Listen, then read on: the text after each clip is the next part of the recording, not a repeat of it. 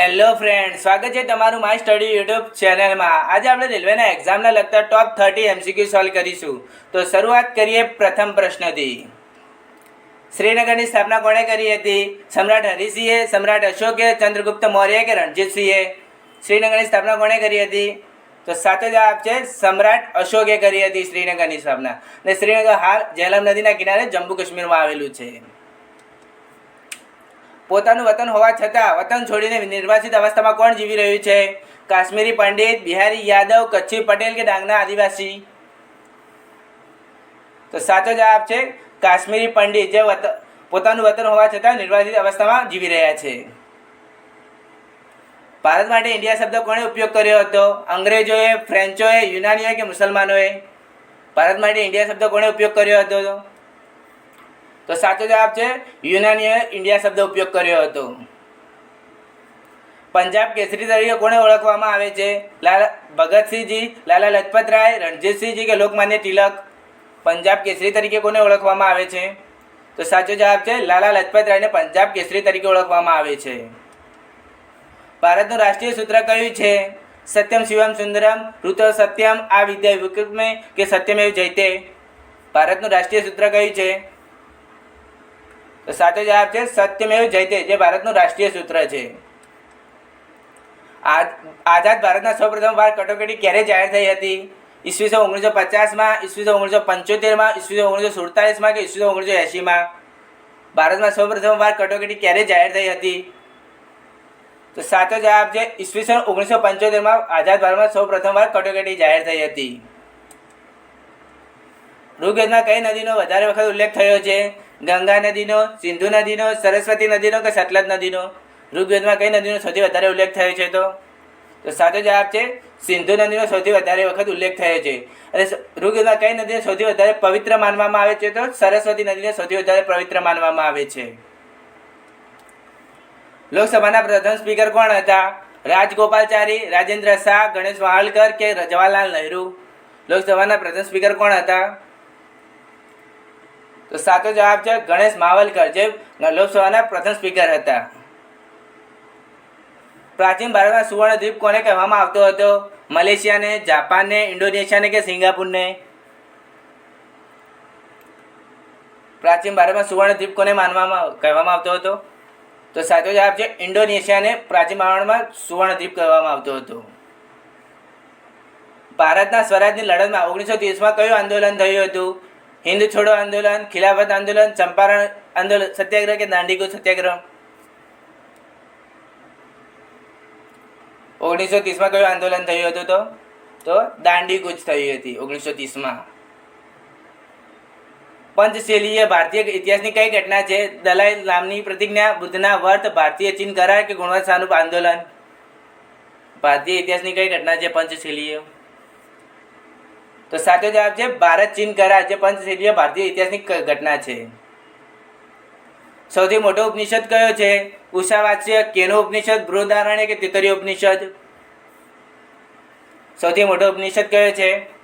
તો સાચો જવાબ છે બૃહદારણ્યક, જે સૌથી મોટો ઉપનિષદ છે। ગાંધીજીને આફ્રિકામાં રંગભેદનો અનુભવ કયા વર્ષમાં થયો હતો? 1891માં, 1888માં, 1902માં કે 1893માં? રંગભેદનો અનુભવ કયા વર્ષમાં થયો હતો? તો સાચો જવાબ છે 1893માં ગાંધીજીને રંગભેદનો અનુભવ થયો હતો। સ્વતંત્ર ભારતના પ્રથમ ગવર્નર જનરલ કોણ હતા? માઉન્ટ બેટન, ગાંધીજી, રાજેન્દ્ર શાહ કે જવાહરલાલ નહેરુ? સ્વતંત્ર ભારતના પ્રથમ ગવર્નર જનરલ? તો સાચો જવાબ છે માઉન્ટ બેટન, જે સ્વતંત્ર ભારતના પ્રથમ ગવર્નર જનરલ। અને પૂછે કે સ્વતંત્ર ભારતના પ્રથમ ભારતીય ગવર્નર જનરલ કોણ? તો ચક્રવર્તી રાજગોપાલચારી। ભારતના મૂળ નિવાસી કોણ હતા? આર્યો, દ્રવિડો, અનાર્યો કે નિગ્રો? ભારતના મૂળ નિવાસી કોણ હતા? તો સાચો જવાબ છે દ્રવિડો, જે ભારતના મૂળ નિવાસી હતા। બ્રિટિશ પાર્લામેન્ટના પ્રથમ હિન્દી સભ્ય કોણ હતા?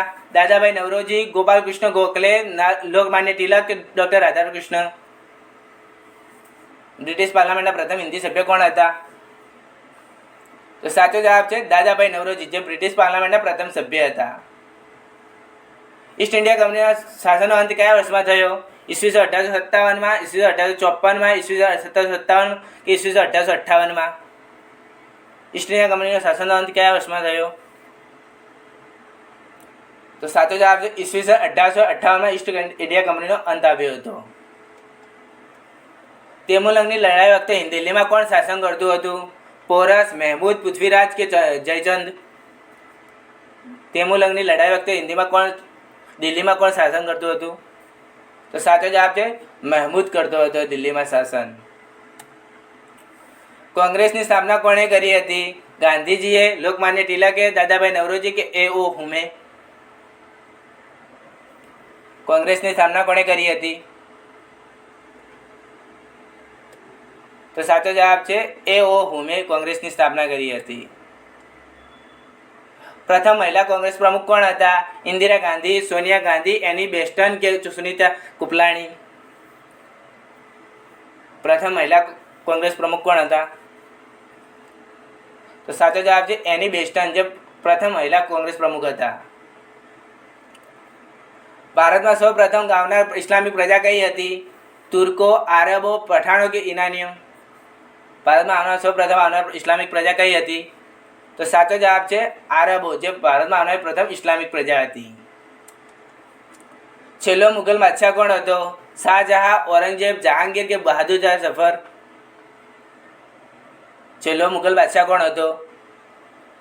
તો સાચો જવાબ છે બહાદુર શાહ ઝફર, જે છેલ્લો મુઘલ બાદશાહ હતો. સમ્રાટ હર્ષવર્ધનના સમયમાં કયો ચીની યાત્રાળુ ભારતમાં આવ્યો હતો? માર્ક પોલો, હુએન સાંગ, ઇસિક કે ફાયાંગ? સમ્રાટ હર્ષવર્ધનના સમયે કયો ચીની યાત્રાળુ ભારતમાં આવ્યો હતો? તો સાચો જવાબ છે હુએન સાંગ, જે સમ્રાટ હર્ષવર્ધનના સમયમાં આવ્યો હતો. લોર્ડ વેલેન્સીએ કઈ યોજના જાણીતી છે? પંચાયતી રાજ, પંચવર્ષીય, દ્વિમુખી કે સહાયકારી? લોર્ડ વેલેન્સીની કઈ યોજના જાણીતી છે? તો સાચો જવાબ છે સહાયકારી યોજના. 1857ના વિપ્લવમાં પ્રથમ શહીદ કોણ હતા? નાના સાહેબ પેશવા, મંગલ પાંડે, તાત્યા ટોપે કે રાજા કુંવરસિંહ? 1857ના વિપ્લવમાં પ્રથમ શહીદ કોણ હતા?